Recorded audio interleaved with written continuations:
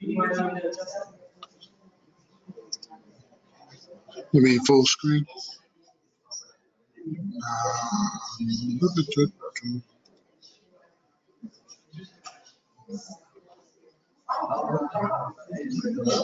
Come show me what you're talking about. Project. Oh, it's there?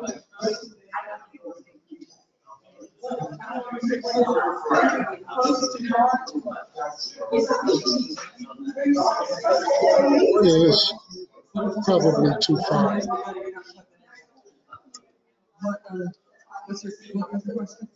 I think it's here. It looks odd. It's not giving me the full screen view.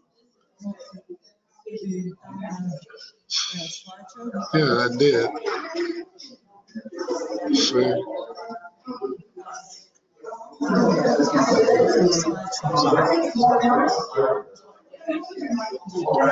That's it. Yeah, that was about to do it.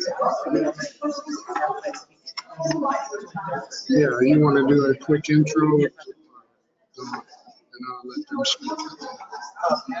Yeah.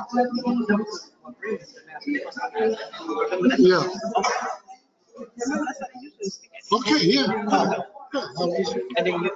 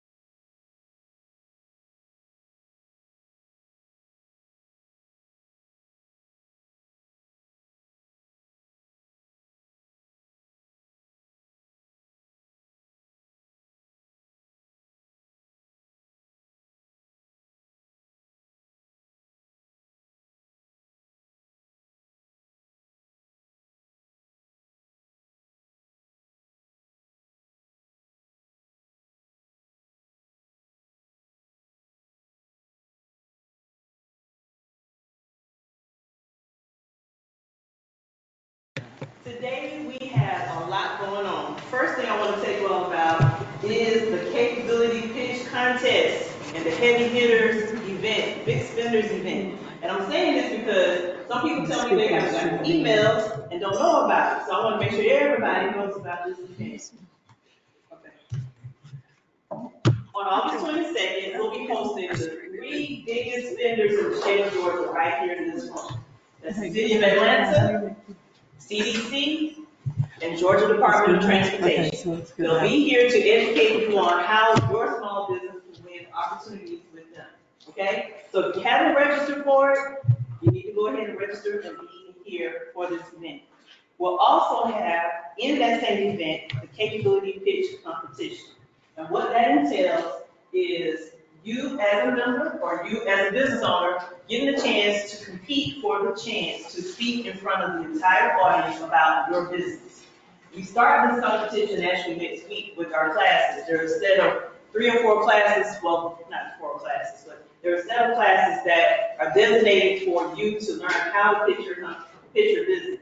Next week's class is basically going to be taught by Myra. You'll learn how to create a capability pitch and how to basically do it in 3 to 5 minutes. Normally, a pitch is something that you do when you go and actually sit down and have your briefing with a contracting officer, and that would entail having a presentation and so forth. But for this competition, you'll just have 3 to 5 minutes to actually pitch your business and have a seat.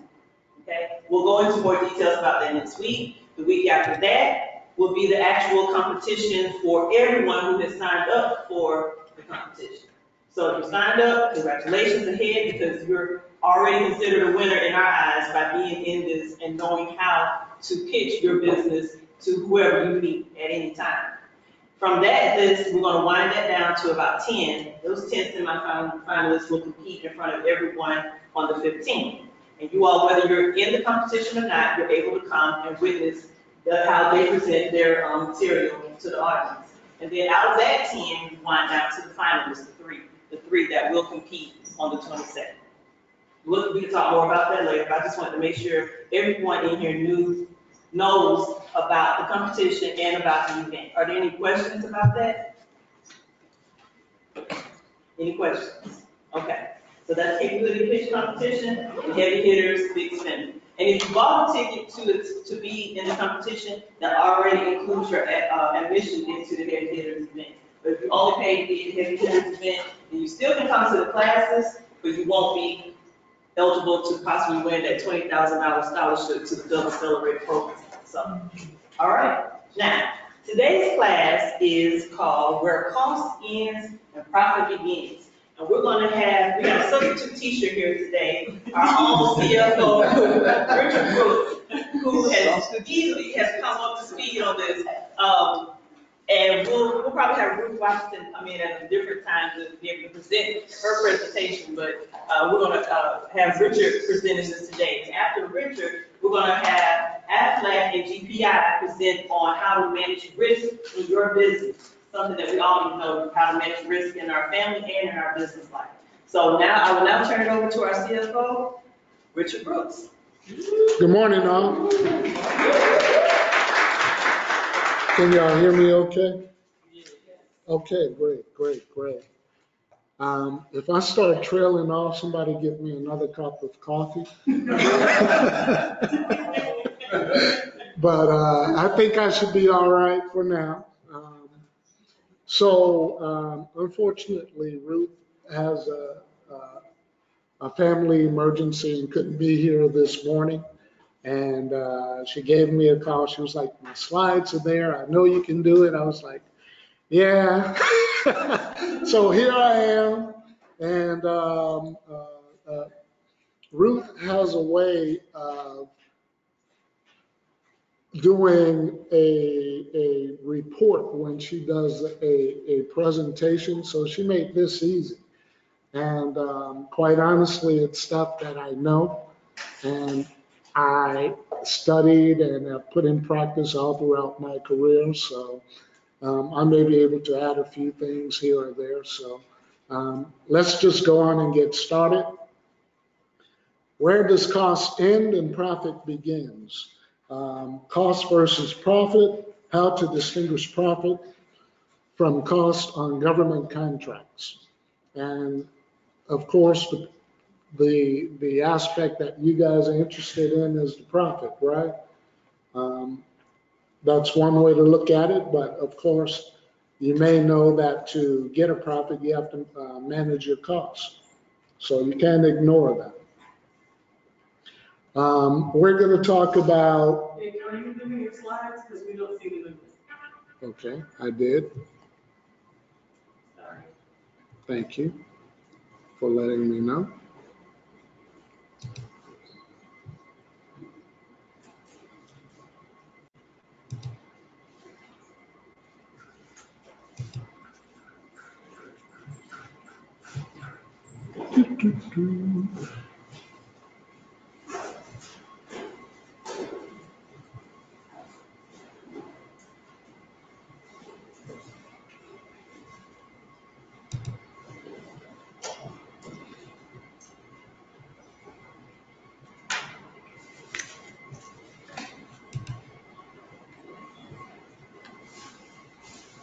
Give me 1 second here while I resolve this minor issue.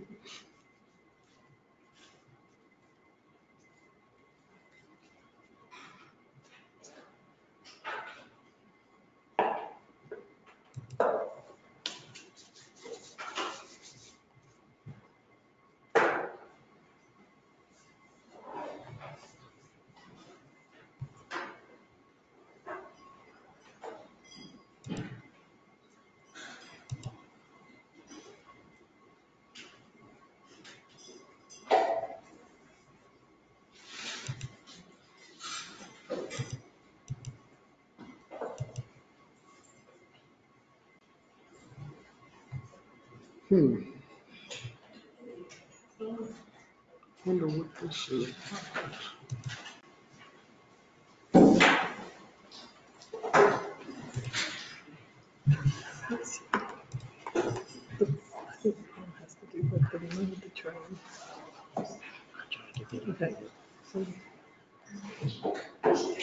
Okay, sorry, Dominique, I know you're online with us. If you can just bear with us for a second while we try to figure this out.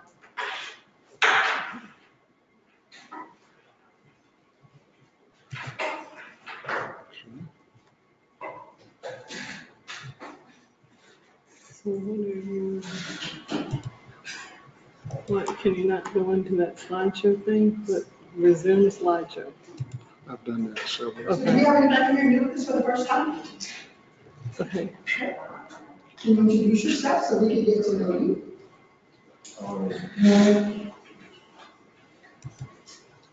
Hi, everybody. My name is Mark Morris, and I'm here to share this.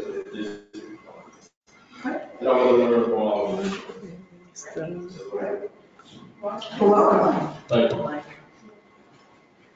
Okay, so can you put this on presentation view? Just new people in here. No. Keep going. Everyone else? Yeah, everyone. Okay. Good morning, everybody. I'm Charles with Southstar Can you let me Capital. try? We provide payroll funding and operating capital for small businesses. Charles, you need to know, Mr. Utah, Alabama. Birmingham. Yeah. So, Oh, this is Tuscaloosa, right? Utah? Yeah.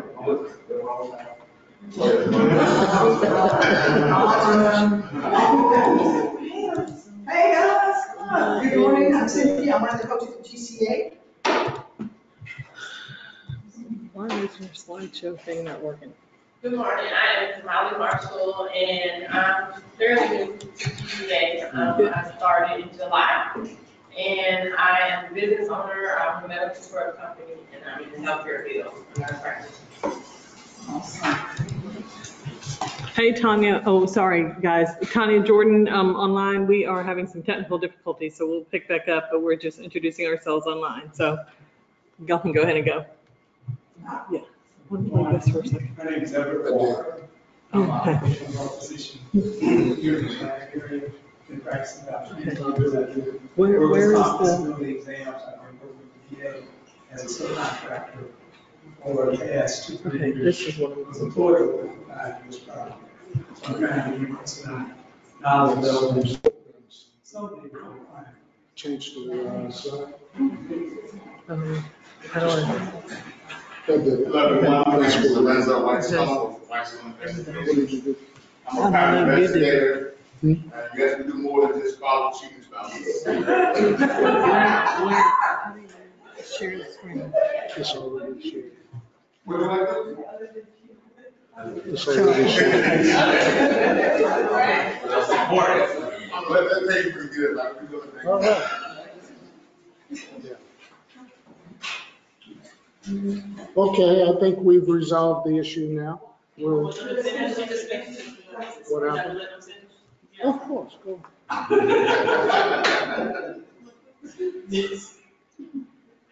I'm Rahul.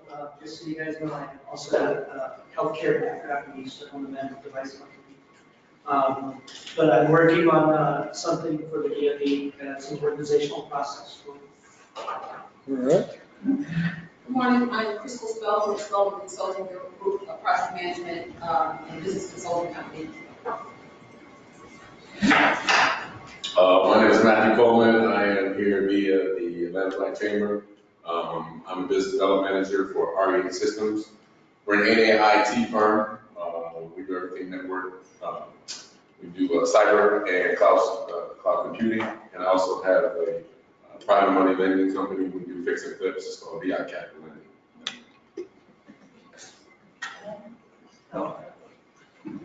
Hi everyone, I'm Fernando Hill, owner of Visicom, a low voltage engineering company that specializes in audio-visual networking and surveillance. Okay,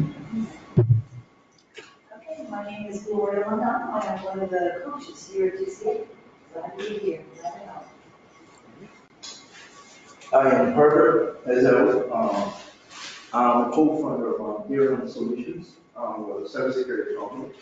We help startups to help protect the keys to the kingdom, be it the password, be it the data, be it identity, right? So that way you can completely edge and stay in business.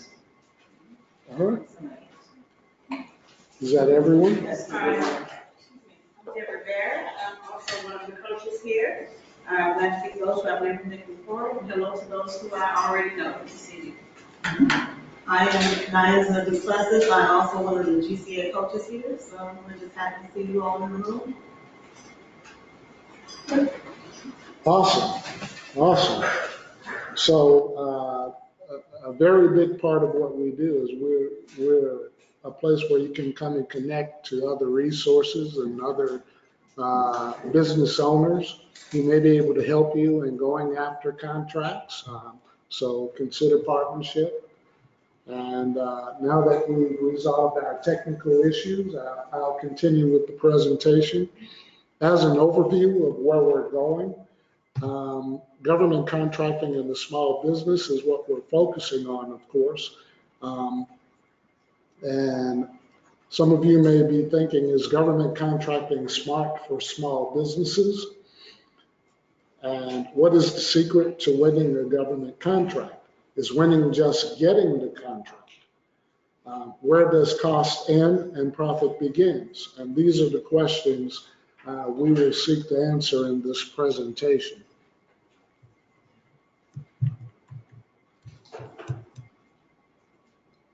Okay, so first of all, government contracting includes a lot of different things, and some of you may think about the federal government, and of course we do a lot of training around how to get a federal contract, but it also includes cities, counties, states, in addition to the federal market.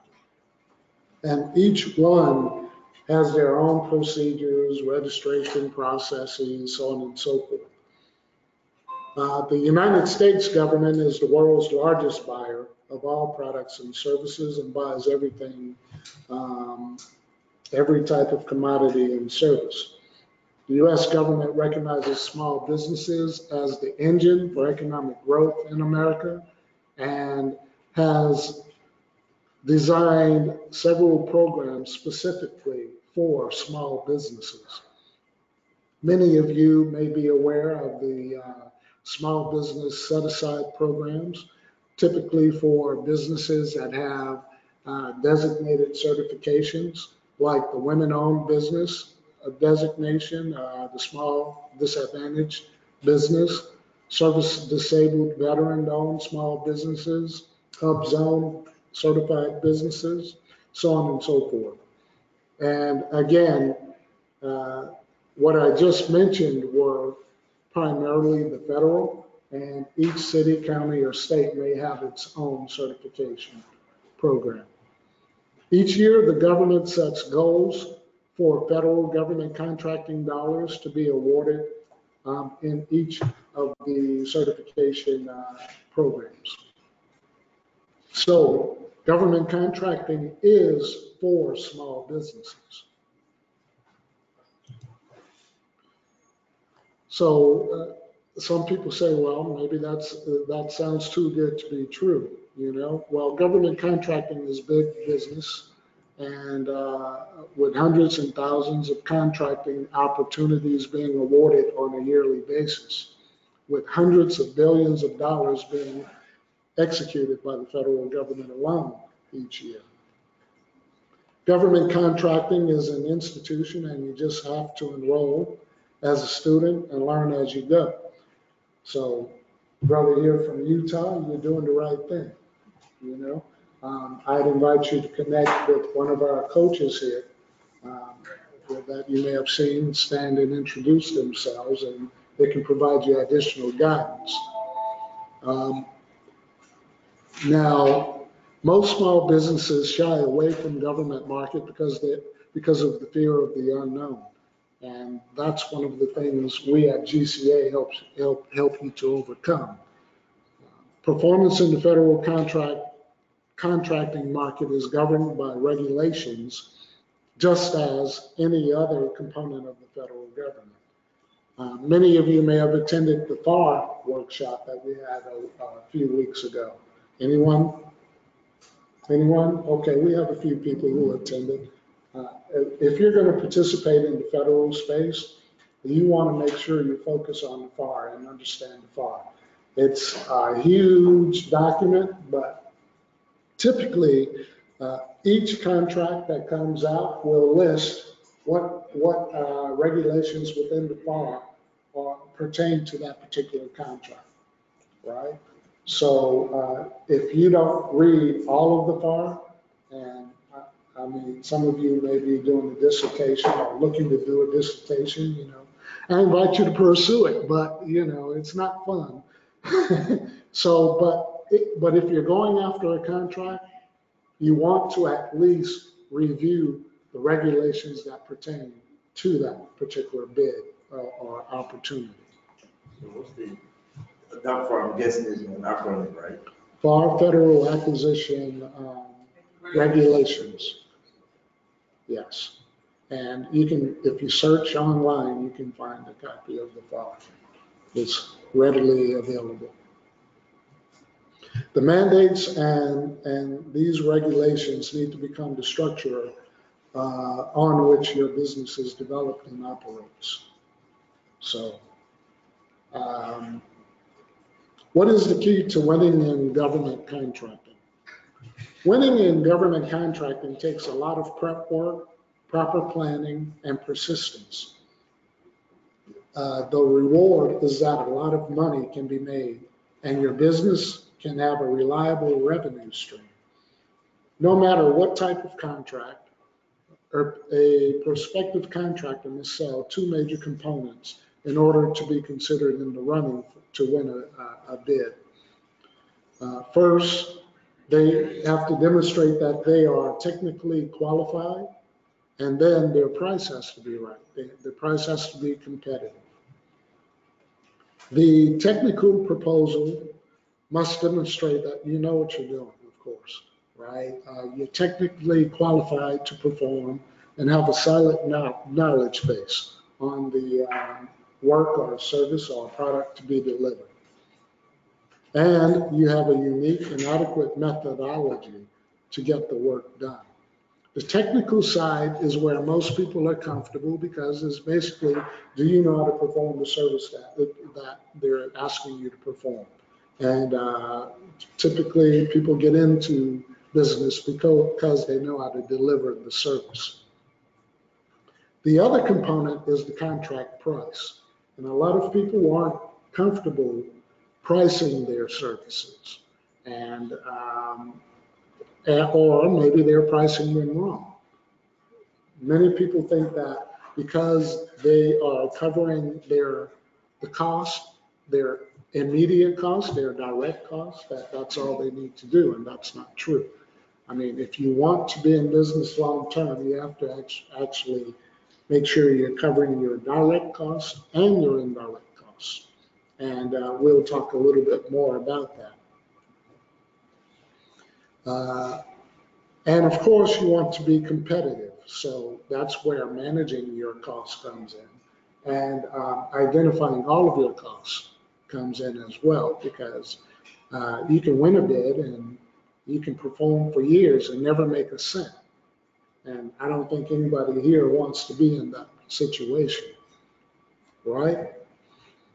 So it's a little more difficult, to identify all of your costs and to competitively price yourself for a particular bid. And that's what we'll be discussing here. So when does cost end and profit begin in government contracting? So whether you are a small or big business wanting to do business with the government, you will be responsible for developing a contract pricing strategy that is reasonable, competitive, and profitable. Of course, you want to make a profit, but at the same time, you want to be competitive and win the bid. Contract pricing is a critical component in developing a strategy to win federal contracts. A successful pricing strategy will learn from your past contracts. So if you've been performing, even in the commercial world, for years, and you know what it costs to deliver on a particular service or product, you need to factor that in, right? It doesn't change just because you're going to the federal space. Now, like I said, there may be specific things that the federal space may be requiring. So you want to factor that in to your cost. You also want to factor in the cost of completing a bid. And most importantly, you want to allow for sufficient overhead expenses and profit. The most difficulty experienced in pricing a contract is that most small businesses can estimate the amount of direct cost to perform and the direct work required for a contract, but they do not know the cost to operate their business. Any of you working directly with an accountant on a regular basis? Working directly? You have an accountant that's completing your books and businesses, generating financial statements on a regular basis. Any of you don't? Okay, all right. So those who have the financial statements on a regular basis are going to be more in tune with their business costs, because the accountant's going to tell you, okay, this cost, you incurred these costs in these areas, and you can use that information, bring that information to bear when developing a bid, pricing your services. So say you have to build a stage for the government or something like that. You know there's wood involved, you know there's labor involved, and you can cover that, right? But you can't forget about, okay, you're an admin assistant back in the office. You know, you can't forget about the overhead that you incur on a regular basis. Somehow, you want to have whatever you're doing contribute to your overhead as well. And there are, when developing your strategy, you have to figure out how you're going to do that. Some people say, okay, over the course of the year, I plan to have 6 contracts, and each contract will have to contribute 1/6 of my overhead, or something to that effect. Oversimplification, but you can imagine, I think you can see what I'm trying to say. I rent office space, I have employees that are at headquarters, and you know, they're answering the phones, providing customer support and service, so on and so forth. You can't ignore those costs when you price it. All right? You're not trying to cover all of them on one contract, unless that one contract is all you're doing for that year. But you want some contribution to your overhead. So the cost of the wood and nails, so on and so forth, building that stage, those are the direct costs. The labor that goes into building that stage, that's a direct cost. The cost for Susie back at the office answering the phone, that's that's an indirect cost, right? Something that you may not think about, but again, you will need to pay for it, right? Susie's not working for free, right? Okay. All right. I don't know Susie working for free, but, you know, if you got it like that. So, both direct and indirect costs must be determined before adding a profit factor. If you're not working with an accountant, I suggest that you start working with one so that you can get a firm grasp over what your true costs are, okay? So is cost and price the same? Cost is an amount and expense which has to be paid or given up in order to get something.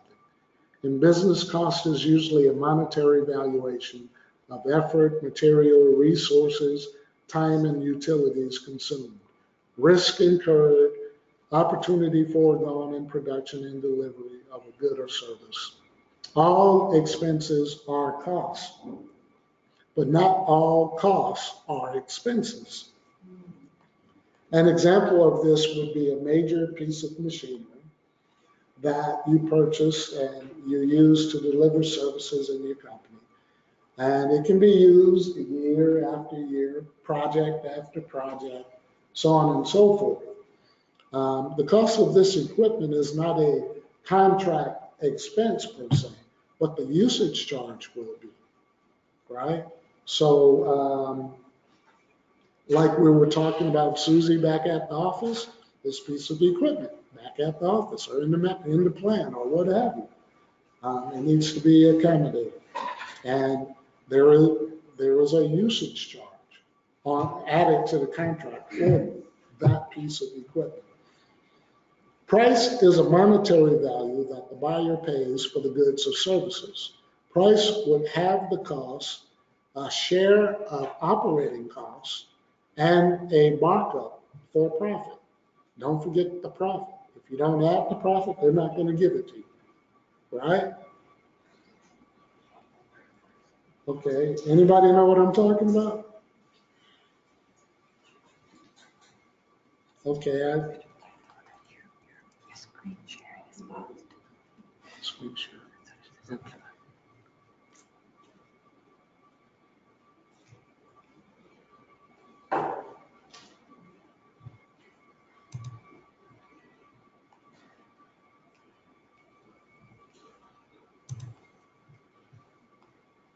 Okay. All right.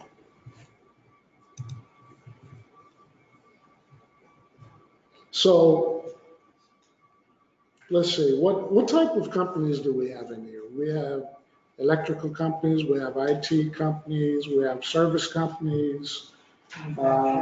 Sorry? Manufacturing. Okay. So let's talk manufacturing for a second, right? Say you're engaged, what type of things do you produce in your manufacturing? We have an organizational process tool, so it's like a plate, basically. A plate? Okay. So, so how do you break up your costs for delivering that plate? Are you familiar with how you price your services for that plate? All right. So is it just the manufacturing process that you're trying to pay for? So what else are you trying to cover? We've got labor, shipping costs, all our, everything we have to take care of, our taxes, our accountants. Right. Trying to think. So how many customers do you have? Right now? Yeah. Just a few. Just a few? Less than 10. Okay. Let's say it's 10, right? Now, so are you trying to, how do you allocate overhead? So we haven't even gotten an office yet, Okay. So we haven't been paying for an office, we're using a pre-existing office from another business currently. Okay. So your pre-existing business is funding To a Um, degree. yeah, would you say you're making a profit? If we were paying for rent and everything else, no. Okay, so how long do you plan to do that? As soon as IP goes through, maybe within 3 months of IP going through. Okay. But this is a strategic decision Yes. that you've made, and you know that, okay, we're investing in the business this way, and we know we're not covering all our costs. But at some point, you know you're gonna have to cover all your costs, or, you know. And we're going to start paying ourselves. Oh, you're not even paying yourself yet, right? Start that, right? So how many people want to get paid when they do government contract? You want to include that, right? All right. So my point was, the government's not going to give it to you if you don't bid for it, right? They're not going to take a look at your numbers and say, oh, you forgot to pay yourself, right?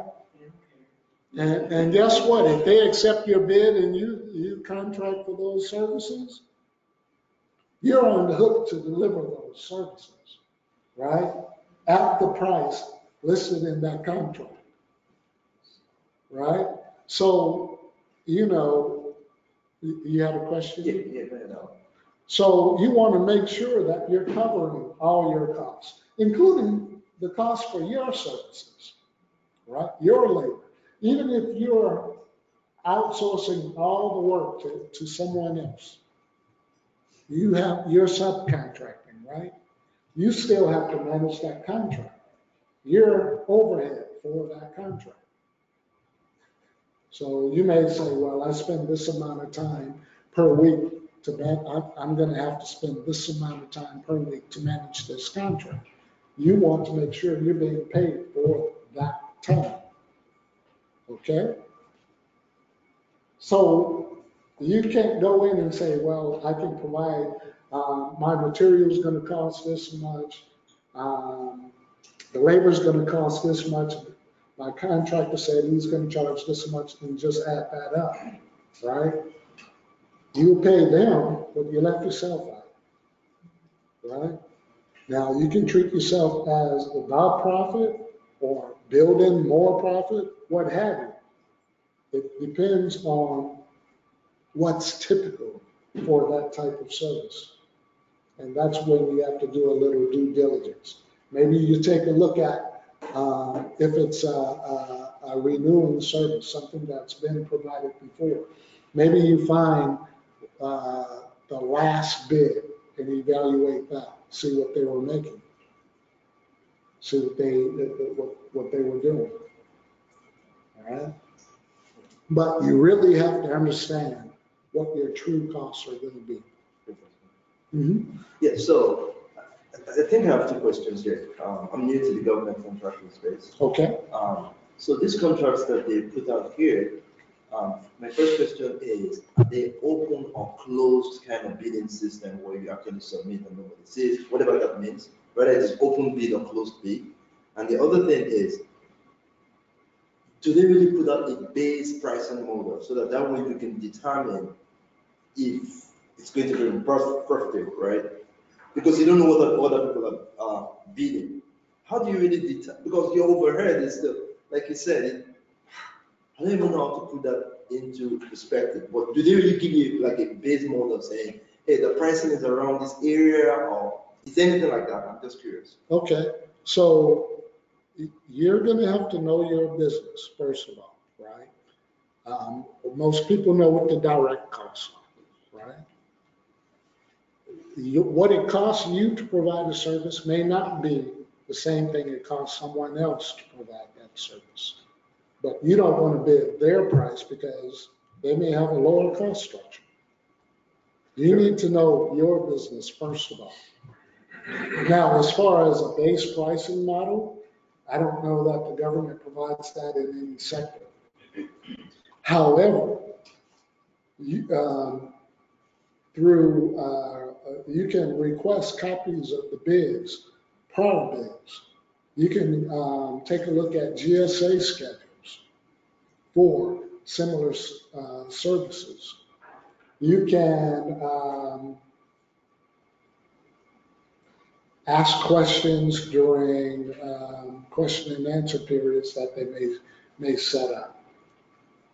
It's basically going to be up to you to do the due diligence to identify the costs required to deliver the service. And that's what I'm saying. The government's not checking your work. All right? If they get 3 bids and one is $10, one's $5, one is $1, they may, and they know that the true cost for the person who delivered the service before was $5, even though it's this one person's bidding $1, they're going to be like, nah, that's not real. We're not going to award them the contract because their pricing's not real, right? And if the person is bidding $10, it's going to lose out because they're not competitive. Now, they're going to then start focusing on the $5 person, and then they'll start saying, okay, can this person deliver the service, right? So a lot of it depends on the type of bid. Some are lowest price, technically feasible. Some are best value. So they're focusing on different things at that point. So the lowest price, of course, they're going to focus in on the price and then start to evaluate your business, whether or not you're capable of delivering the service. Have you done it before? Can you show that they can trust you to do the work? Because their jobs are on the line if you don't. So that's one aspect of it that you always have to remember. There's a risk of their livelihood on the line too. Then, in a best value scenario, they may take another look at the $10 and say, okay, what's going on? Why are they so much more expensive? What would we be getting? And then they have to decide whether or not the value is something they want to pay for. So there are a lot of different ways to evaluate this, but it starts with you knowing your costs, knowing your numbers. Because if you don't know your numbers, you could get the prior service provider's numbers, take a look at it and say, okay, I'll just give them the same price. But then it may cost you more, and you end up losing your shirt trying to deliver on a contract that you didn't price for your business. And a good example of that is in the GSA schedule, like, so let's say 70, which is for IT, you have to give a certain price structure what you will charge for a program analyst 1, 2, 3, or a technical support person, or whatever infrastructure person. When it's time to bid on a contract for the GSA schedule and you win, you've already got those prices set in place. But you need to make sure that those prices are what you can, right, Richard? What you can deliver. What you can deliver and get a candidate or get the work proposed for what you've listed. And I don't know how often they allow you to go back to change it or upgrade it, but. Not often. They don't, okay. It's regulated by the FAR. Okay. So knowing your price structure, I'm learning every day, is really good. Knowing what you will charge. Like, I'm a speaker with trainers, there was a coach, all these coaches with trainers, but we need to know what we're going to charge to facilitate a meeting, what we're going to charge to just MC a meeting. You need to know your firm fixed prices so that they don't try to change with the wind. I just figured that out real quick. Right. The deal I was working on. Right. So, and again, what someone else can charge may be different from what you can charge. You need to do it based upon your business and capabilities. Now, if you constantly are losing bids because you seem to be overpriced, you might need to evaluate your cost structure, the cost structure of your business. Okay? Any other questions?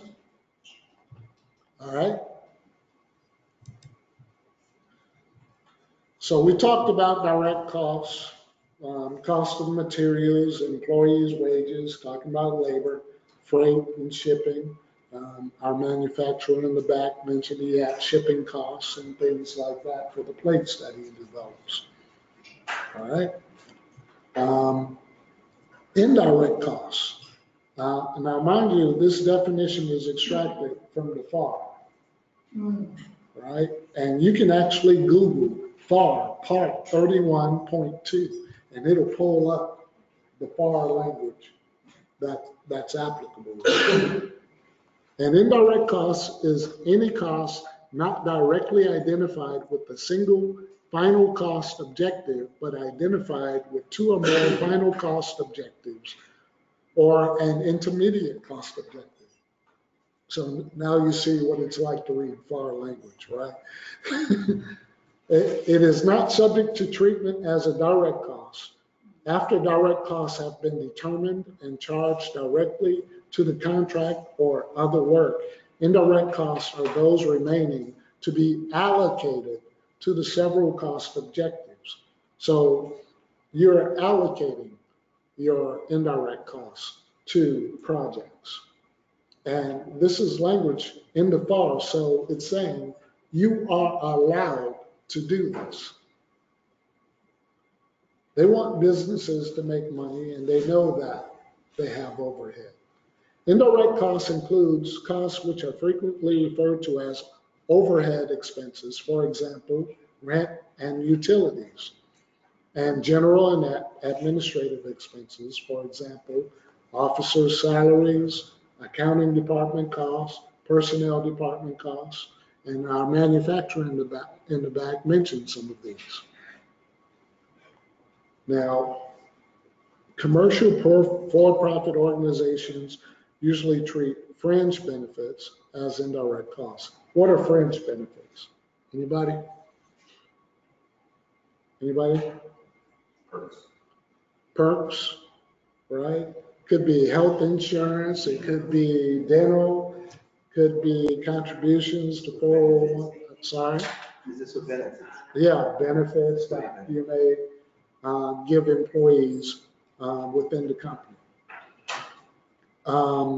These fringe benefits are applied to direct salaries charged to projects, either through a fringe benefit rate or as part of an overhead indirect cost rate.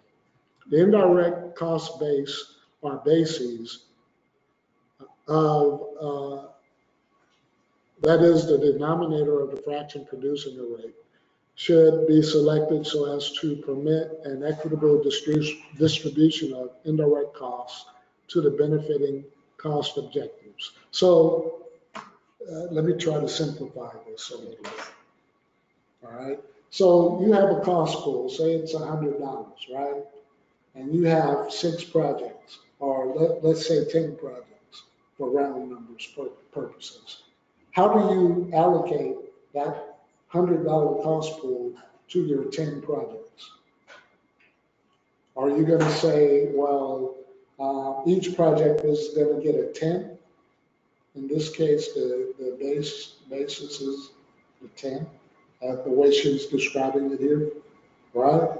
So you get 1/10 of the cost. You get $10 added to each project. That's one way to do it. One might say, okay, well, we're spending 100 labor hours over here, we're spending 50 labor hours over here, we're spending 20, and they'll allocate it based upon the number of labor hours. They may say, okay, for the year, we're expecting 1,000 labor hours. So we'll say 100 divided by 1,000, right? And that's the percentage going to each project. So we have $1,000 of cost, we have 100 labor hours, we expect 1,000 labor hours per year. That's basically 100 divided by 1,000, 110. Okay, so we'll give $100 to this project. Over here it's 50 labor hours. We'll give $50 to this project. Because 50 over 1,000 basically comes out to 0.5%. So that's what that's getting to. How are you going to allocate your costs? And that's getting more deeper into the math than I wanted to get. But if you have questions on that, let me know later. We can go into it. There are people called cost accountants who do this for a living.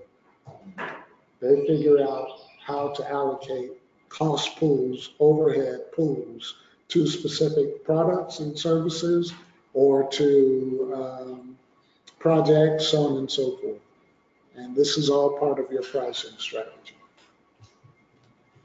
Generally, indirect cost rate structures for commercial organizations follow a single 2-rate, for example, fringe and overhead rates, or 3 rates, for example, fringe, overhead, and general and administrative rates. So what they're saying is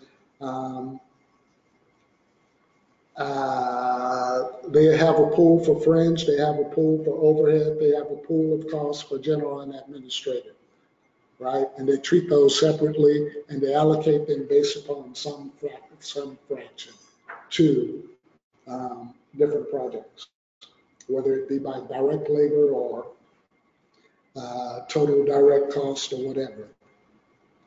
Okay? Again, if you have questions on this, we can go into it later. Profit is the financial benefit that is realized when the amount of revenue gained from a business activity exceeds the expenses, costs, and taxes needed to sustain the activity.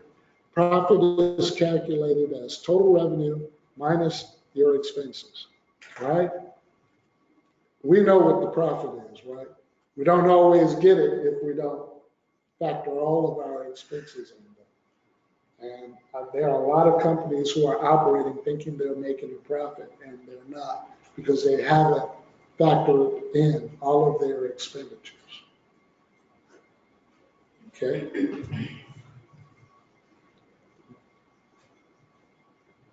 Cost accounting system. The cost accounting is an accounting method that aims to capture a company's cost of production by assessing the input cost of each step of production, as well as fixed costs, such as depreciation of capital equipment. Cost accounting will first measure and record these costs individually, then compare input results to output or actual results to aid company management in measuring financial performance. The role of the cost accounting system is to make sure you're capturing all of your expenses, all of your costs, and that they're being allocated all those costs are being allocated to your operations, or to your projects, to your products, and to your services. And like I said, there are people who make big dollars just doing that every day. The difference between direct costs and indirect costs, we've talked about this quite a bit. The essential difference between direct costs and indirect costs is that only direct costs can be traced to specific cost objects or to specific things being used on a project. Wood or a person that's providing labor is also considered a cost object for a particular project. A cost object is something for which cost is compiled, such as a product, service, customer, project, or activity. These costs are usually only classified as direct or indirect if they are for production activities, not for administrative activities, which are considered period costs. So they're allocated based on a particular time frame.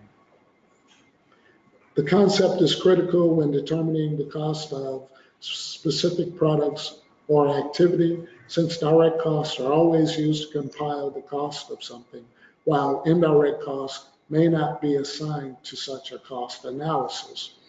It can be too difficult to derive a cost-effective methodology for the assignment of indirect costs. The result is that many of these costs are considered part of corporate or production overhead, which will exist even if a specific product is not created or an activity does not occur. Examples of direct costs are direct labor, direct materials, commissions, piece rate wages, and manufacturing supplies. Examples of indirect costs are production, supervision, salaries, quality control costs, insurance, and depreciation. Direct costs tend to be variable costs, while indirect costs are more likely to be either fixed costs or period costs. So, do you know what they mean when they say variable costs? Sorry? Fluctuating prices? Not necessarily.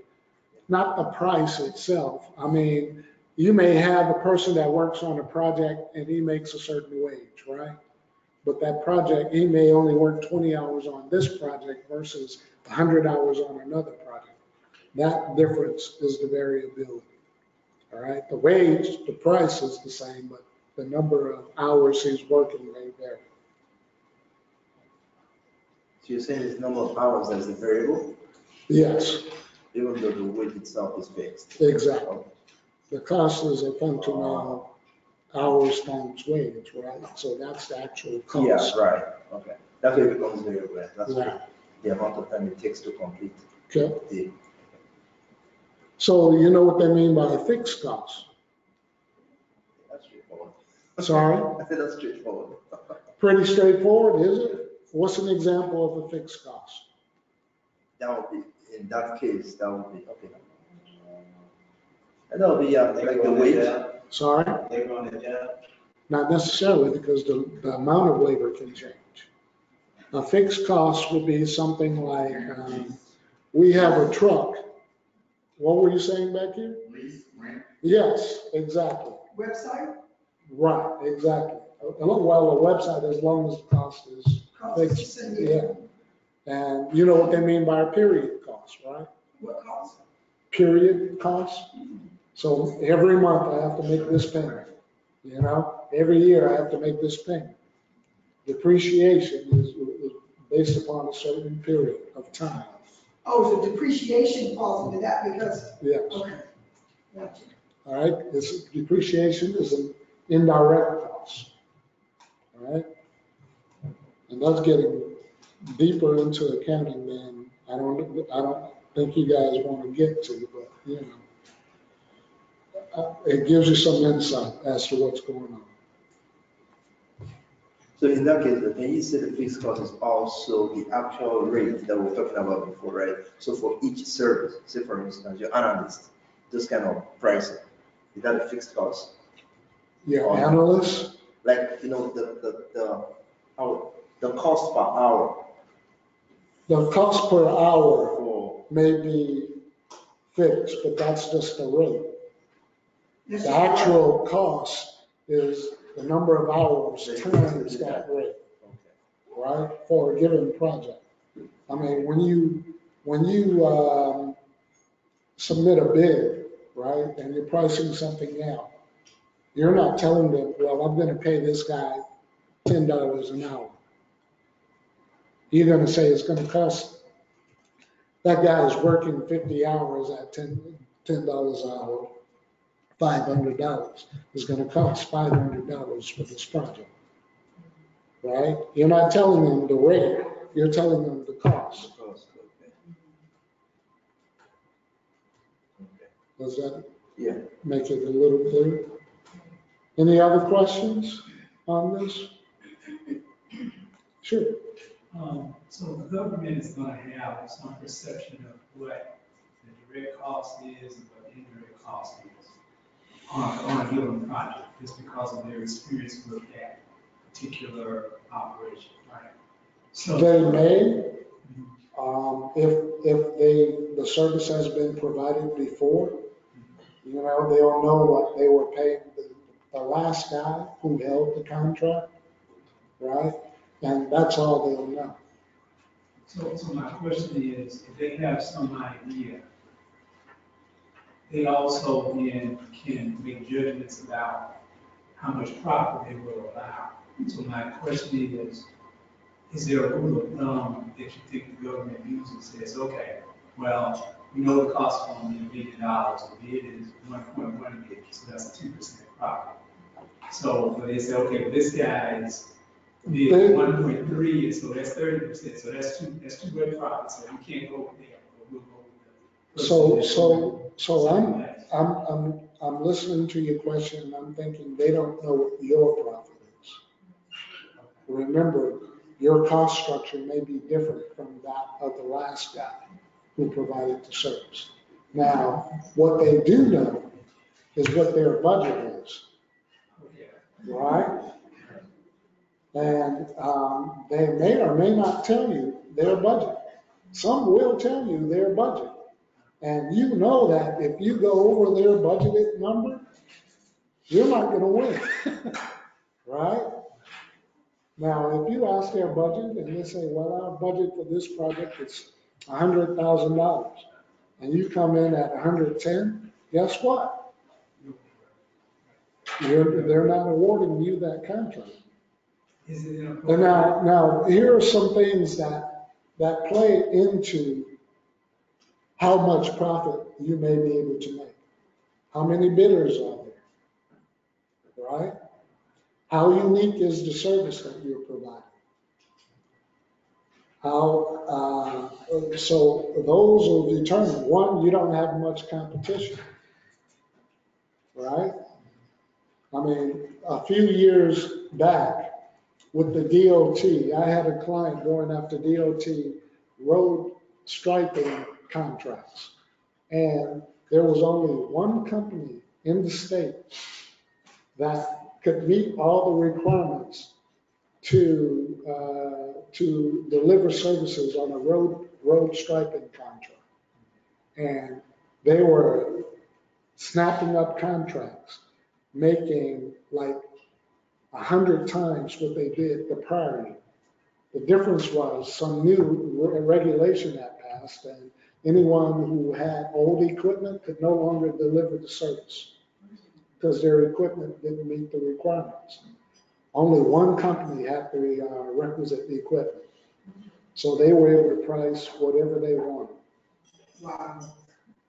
That's awesome. Okay? So it happens that way. So if you get into providing a service that's fairly unique, you have a little bit more control over your pricing. You get into something like that's being provided all over the place, you have a lot of competition. Competition drives the price down, right? So that's something to think about too. As far as governments, is it appropriate to ask what their budget is? Is that a no-no? It's appropriate, definitely. They may or may not tell you, but there is no reason you can't ask.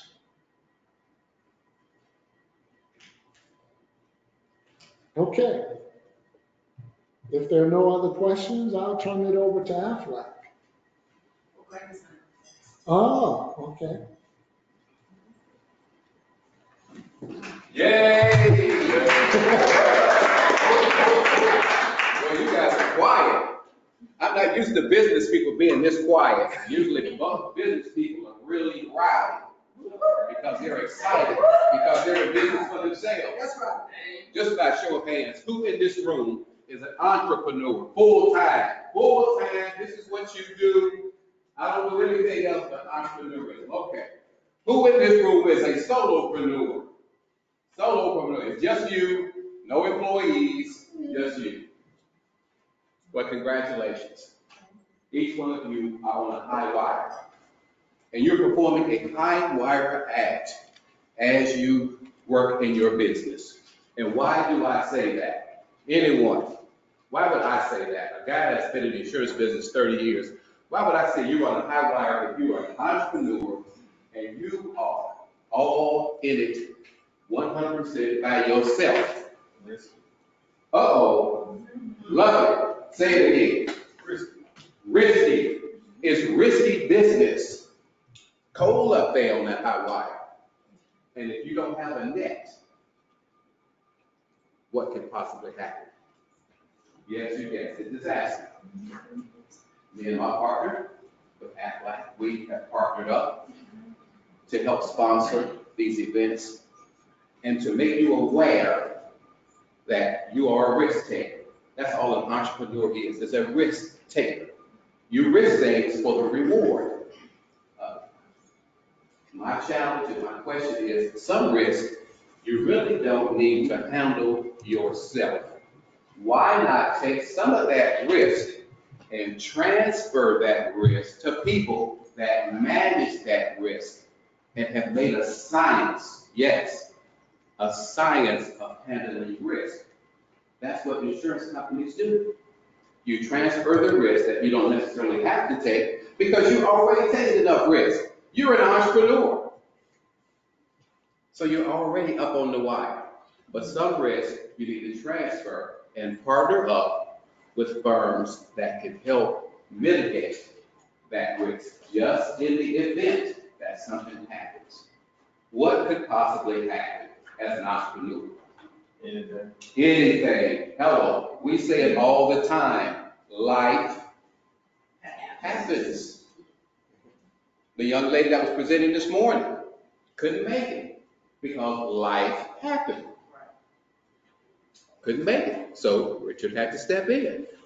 See, life happened for him. He probably wasn't ready to present this information, but he still did an exceptional job. You have to be prepared. I heard a saying that says, I'd rather be lucky than good, and I truly believe it. Because you know what luck is to me? Luck is being prepared for an opportunity. That's all it is. People say, oh, you're sure lucky. Yeah, because I was prepared for the opportunity. That's right. That's all Richard's doing for you today, is preparing you for the opportunity. And as you grow your business, you can partner up with myself, you can partner up with my partner, with Aflac, because they also help mitigate risk. So what does GPI Financial do? I'm glad you asked. We provide key person insurance because you guys are key people. Without you, the vision dies. Do you know the one place that has more opportunities and ideas than any other place in the world? Who said it? They said the great dog. And why? Because that idea died with that person. It died with that person. So I'm giving you guys credit because you have the guts, the tenacity, and the wherewithal to be sitting in this room because you want to make a difference, which is outstanding. We can help mitigate risk that you don't have to have, transfer it to us. We can provide employee benefits. We can provide key person insurance. We can provide for your business overhead expenses. Should something happen to you where you can't go to work, if you have salaried employees, do you think for 1 minute they come into work without getting paid? Well, let me back it up. When you come to work and you know you're not going to get paid and you're going to perform your duties to the best of your abilities. Oh, you would? You're some nice people. You are some really nice people. Because I'll be looking for a job the very next day. I'm not working for free. Right. What's the acronym for work? Yeah, I think there used to be an acronym for work, where you're doing just enough not to get fired, and they pay you just enough so you don't quit. That's a job. It's all the same thing. You're working at the job. It all works together. You got a little bit of their road. Hey, the truth, the truth and nothing but the truth. But we just appreciate the opportunities. We appreciate you being of the mindset because it's all about your mindset. Anyone ever heard it said that the same person can say, I can do it, and then on the other side they say, I can't do it, and they're right both ways. Both ways. Why do I say that? Because it's all about your mindset. If your mindset is negative, you're always thinking negative, most likely negative things are going to happen. That's right. You're thinking positive thoughts, and you think it. And you're saying, I believe I can do that. I think I can do that. But when you get to the point where you say, I will do that, I will do it, and you're determined to do it, you'll be surprised at what your mind can come up with. So challenge the mind. I believe totally in mindset. With that being said, I'm going to introduce my partner today. Wigball, please come forward. Aflac, give her a round of applause. You never said your name. Good morning. What's your name? Who's that guy? Who's that? Who's that guy? That's the original Dundada. Oh, okay. That is Greg Palmer. He never gave his name. That is Greg Palmer, the president and CEO of GPI Financial. My name is Sinead Wickfall. I am a district sales coordinator for the state of Georgia for Aflac. I'm excited to be here to connect with all of you. I sent you my slide. Me? Yeah, to your email. Really? So I'm excited to be here to connect with all of you and have a conversation as a build from our partnership with GCA and with GPI Financial. We're here to kind of help you take your business and continue to elevate your business to the next level.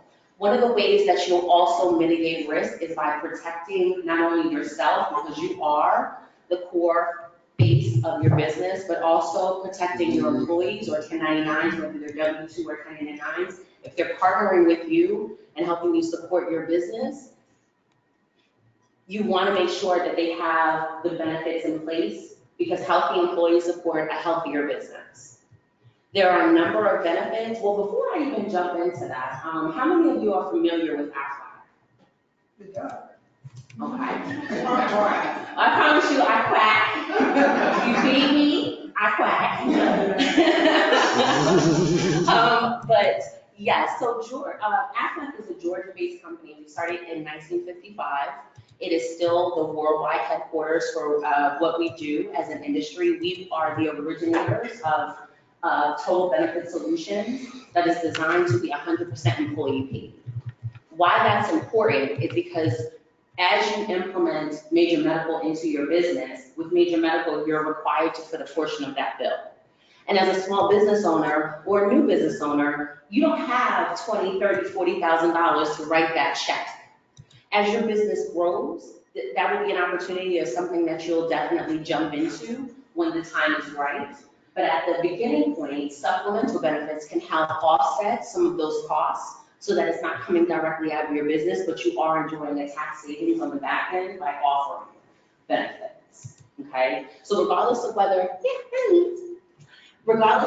you have a partnership with 1099s or W-2s, this is a way for you to, number one, put benefits in place for your business, which also makes you more attractive as you're going forward with kind of going into the market, trying to attract opportunities with contract bids. As you're trying to win, you're also making yourself more attractive on paper because you do have your risk management already in place, which incorporates and includes your benefits. Yes, sir. I have a quick question. Yes. When you say benefits, are you saying it for the personal or for your employees? Both. Both. Yes. So in order to really jump in and take advantage of the Aflac opportunity, if you have more than 3 warm bodies that are helping you support your business, you can have a free account with Aflac. Basically, you're utilizing your tax ID number to be able to provide them benefits, but the benefits are designed to be 100% employee paid. So you're not paying for them. Yes, sir. So you're saying like dental? Yes. Anything like a regular? Yes, so we have a whole list of products that can actually be customized. So the supplemental benefits function a little bit differently than major medical. With major medical, you walk into an office, you take out your card, you slap your card on the counter, and that company cuts the check to the doctor or the hospital. You don't see that money, you don't touch it. With Aflac, you are our client, the individual. Okay, not the doctor or the hospital. So when we cut a check, we cut the check directly to you. And why that's important is because you, as the primary functionality of your business and your employees who are supporting your productivity, they may miss 2-3 days of work. While they're not working, they're not making money for you and they're not making money for themselves. But they can take that Aflac check and pay their rent, pay their mortgage, pay their car note. The money comes back directly to you so that you can take that money and do what you need to do for your household, because the thought behind it is that your bills don't stop because you got a broken leg and you're at home. I mean, you're catching up on television, you're catching up on the have and the have-nots, and all of your TV shows, but you still have bills. You know, Comcast still wants their 50 cents. T-Mobile still wants to, you know, make sure that you have cell phone service tomorrow.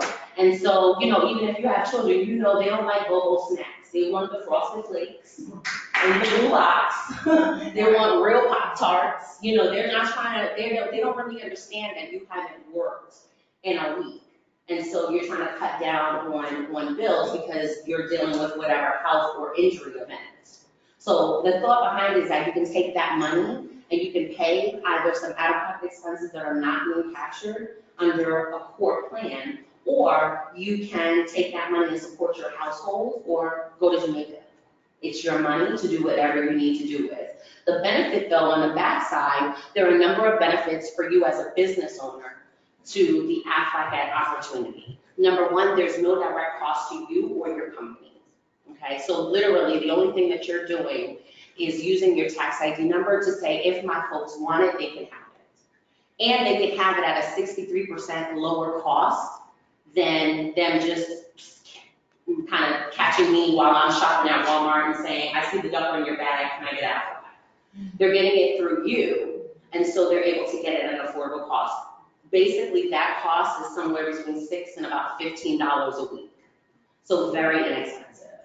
Number two, as your business continues to grow, this is also something that'll help you attract and retain core talent.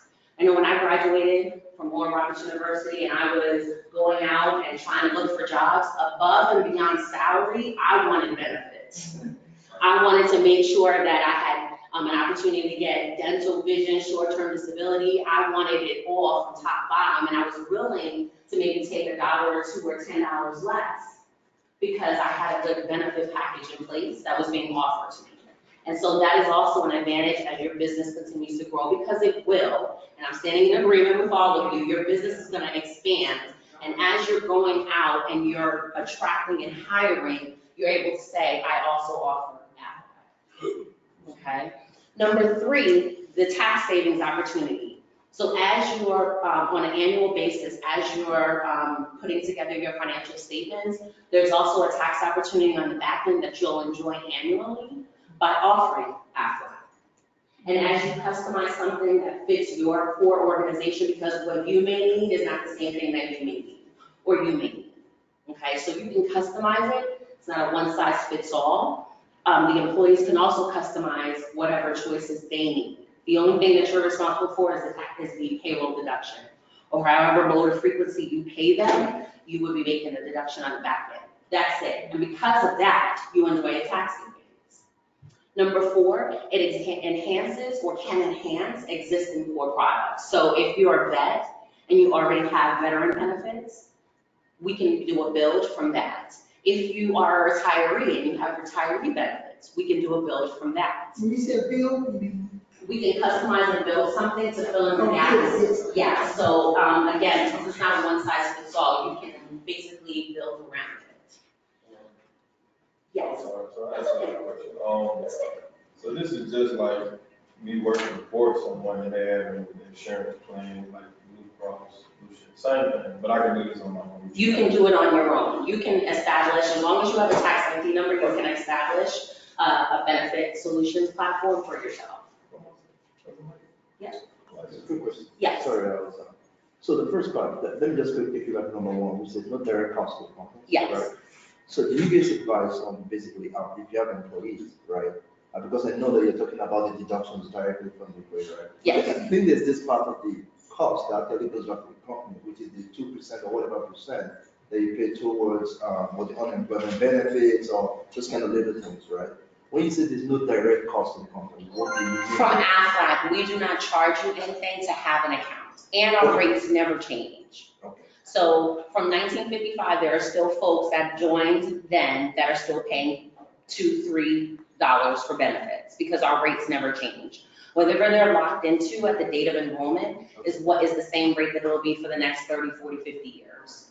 Unlike a lot of other companies where every 12 to 24 months they have a rate increase. Or as you get older and you mature through your benefits solutions, options, a lot of times your rate will change too.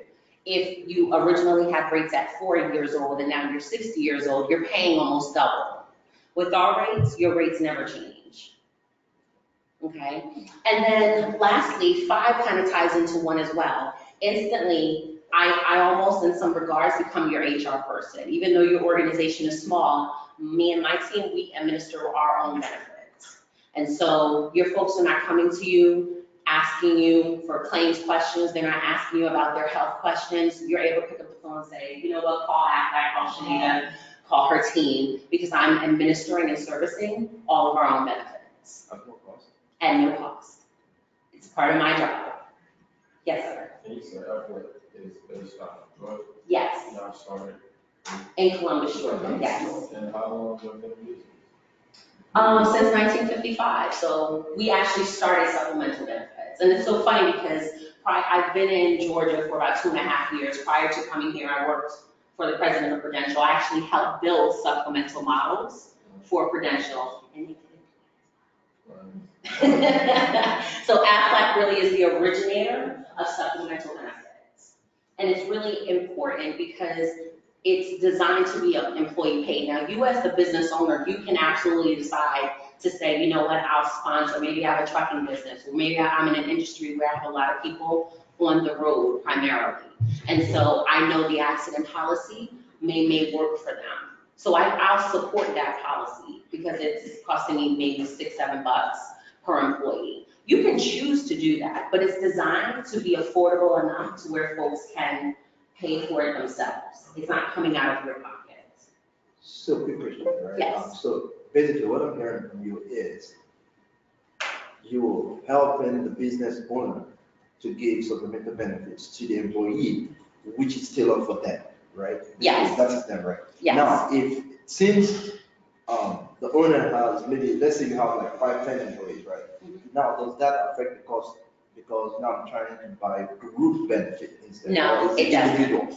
No, it doesn't. It doesn't affect the cost at all. Your rate is really based on the industry. On the industry. Yes. So only difference that I've seen thus far, industry-wise in rates, is based on risk. So a school traditionally does not have a lot of risk. Teachers are not really confronted with a lot of risk. Well, we would hope they're not, but that's changing as well. But as a teacher, in certain of our school districts and our clients have a lower rate as a teacher. If you're not a teacher, pretty much the rest of the industry in the US all have the same rates. And those rates are somewhere between $6 and $10. How is it different from group benefits that we hear about? Group benefits will only apply to you when you have 10,000 or more employees. Okay. Our clients like Walmart, Delta, yeah, those are group benefits because they service a lot more employees. Okay. And their benefits are also customizably different than yours and mine would be as business owners. Yeah, group benefits really are for a different wave when you get into a different kind of service industry, and based on the number of employees that you have, yes. Yes, yes, sir. Who are, you just mentioned the 2 major companies. Like, what's another one? I mean, well, we have Delta, I just did a huge enrollment for TSA. Delta, We have Walmart, we have a lot, especially here in Georgia, we have a lot of counties and districts, cities. City of South Fulton, which recently just broke apart from Fulton County. South Fulton is also an account that I service. So we have a large number of clients. Yeah, just within my own book of business, I have a large number of clients. Are there any other questions? I see my buddy in the back. Are there any other questions? Yeah. Yes. Yes, I have a full table with information. My goal today is to shake hands and meet everyone in person. This is our last week that we'll be sponsoring breakfast, and until we reconvene. And so I love an opportunity to get a chance to have a conversation with you, make an appointment to come and see you, so we can continue our conversation. So if you have a chance, stop by, get a card. I'd like to take a card so I can follow up. And we'll continue the conversation, because it's really important that we start to have this conversation early. You don't want to hire 10 people, 20 people, 30 people, and then you're backstepping now to try to fill in the gaps, and you're missing opportunities because you didn't set this up when you had an opportunity. So this is a great time for us to connect and kind of join forces and start to think about what your needs are. And so if you have a minute, just stop by the table, and I'd love to meet you. All right. Thank you.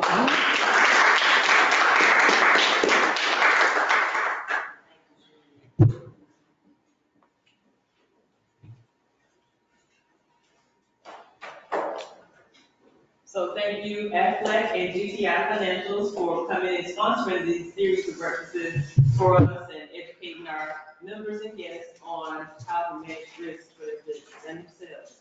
Now, speaking of Ruth Washington, who wasn't able to be here today, she sends her apologies. She's dealing with a family member that may be transitioning today, and so as Greg mentioned, life happens. And she prepared the presentation. She wanted to be here. She even sent another text asking for me to send her regards and prayers, praying that all is well with her. Now, I want to introduce to you all Charles James from South Star. He is one of our, South Star is one of our alliance partners, and they help provide funding. So whether you're ready for it now, or if you know you'll be ready for it one day, you want to become Charles' friend, because he can help you get to the one. So Charles, you can Great presentation, Richard. Great presentation, Greg and Janita. Real quick, I'm Charles with South Star. We exist to provide operating capital for small and medium-sized companies. Government contract financing, commercial contract financing, mobilization funding, payroll funding. I heard it said in GCA that small businesses don't go out of business, they grow. And so these days you need a third-party financial firm like a South Star to ensure that you have operating capital, payroll capital to successfully fulfill contracts and to get new ones. My job is to build a relationship with you, find out your needs and make sure that we get them to you. So I'd love to get your cards, I'd love to give you my card, I'd love to sit down and have coffee with you or take you to lunch and make sure that we have appropriate financial solutions for you. Thank you. South Star Capital. South Star Capital, and how long have you been in business? 10 years. Independent financial firm, we have our own money, which makes a difference. I brought you a pen. All right, thanks, Charles. Okay. Are there any questions about anything? We presented thus far? Okay, so what's happening next week, everybody? Good, we on it. Capability pitch training. Capability pitch training, so whether you are a member or a guest, come back next week. Now, if you're a guest, it's $20 to come. But if you already signed up for the competition, I know you all are gonna be in the front row, ready to get this information from Myra and being ready to come and pitch your business. If you're not registered for it, you still can come to class, especially as a member, but just come next week, because we're gonna go through and explain what the contest is about, how you can prepare your pitch, and be ready to win. So I will see you all next week. What is the contest itself? Okay, so the contest starts on the 8th, meaning if you're signed up for the contest, you're gonna be here pitching your business in front of, not during the training hours, but you're gonna be in a private room in the back pitching to the judges. Oh. We have a city of Atlanta mentor that's coming to actually coach you and make sure that you're on point. But they're gonna select the top 10 out of the ones that are in the competition to move on to the next level. So that's on the 8th. But yeah, next week is the actual training. This is capability training. Everybody is here for that. This is to teach you how to prepare that pitch, how to be prepared to pitch. The next week, and I'm sending that email out to those who are registered, there's a time assigned to you to come and actually pitch your business, so you're not here the entire time for that. So it's gonna be a private pitching, it's not that everybody will be here. For the 8th is a private pitch, you get one-on-one time, you have to be 3 judges judging your pitch. Based on what you learned on the first, you'll get judged, and you'll get that feedback on, how to improve your pitch, but you'll be ranked according to everybody else's pitch as well. So the top 10 from the 8th and the 9th, because the 9th is designated for those who can't physically be here. If you want to do it virtually, you also have that option as well. Okay. But, 10 people will be selected between the 8th and the 9th to go on to compete on the 15th. On the 15th, those 10 will be in here. That will be open to everybody to watch each person compete. And then the judges will be GCA judging at that time for the top 3. The top 3 move on to the 22nd, and that's the actual heavy hitters date for the 22nd. Mm-hmm. Oh, okay. Yeah, so if you pay to be in the competition, you are basically here for 4 weeks, just like training, but you're actually doing something to progress you. Whether you win or lose, you've already won because you're getting the training, you're getting the practice, and so you'll be able to, whether it's with the city of Atlanta or anybody, be able to pitch your business effectively and feel confident that you are prepared. So that's why this is a great opportunity. Yes, ma'am. I saw you waiting for something. Oh, no, isn't this like a little cheat sheet you got here, perfect? I can't understand. No, and these, I think you laid these out for people to get that information. What's she saying?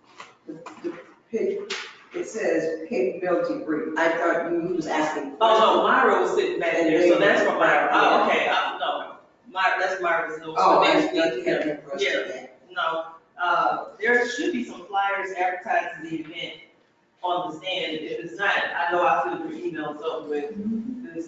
Every day I'm sending out emails, so, yeah. So, hey, that's what I'm saying. Want to make sure that you cannot say you did not know. But ask questions because I want to make sure everybody's clear as to how this event is going to take place. Yes, sir. No, you can still register. You can register up until the 1st because we want everybody to participate. So if you're a member of the organization, you only pay $99. If you are not, it's $149. But if you just want to attend the event, it's only $50 to attend. You can see Richard and myself with the sign board. Any other questions? I'll be sending out emails today because I already got your time scheduled for who's speaking at what time on the 8th. Fernanda, I see you frowning. Oh. Okay. Great. Yes, ma'am. I wanted you to maybe mention about the Hispanic presentation. Oh, yeah, I can do that. Okay, so we're having a Gov one-on-one class on next Monday, and it is the Latino class. So our very own Ms. Gloria Lozano will be teaching that class. So if you know anyone in the Latino community that be interested in learning about government contracting, we're teaching that class Monday at 6 o'clock, 6:30 p.m. 6:30 p.m. 6:30. Yeah. And you're welcome to come too. You can come too. Yeah, it's gonna be in Spanish, but hey, when she reads Spanish, it sounds like she's singing. It sounds like, and I'll sing the song.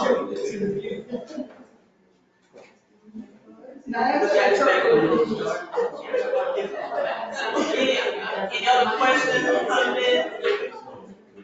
Okay, well, thank you all for being here. We appreciate it and see you all next week.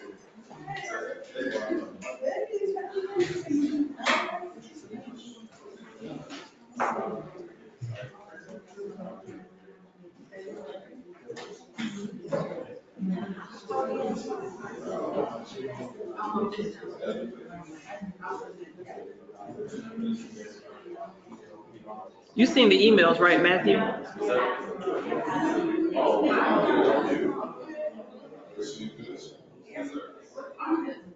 That's all we can do. Keep working.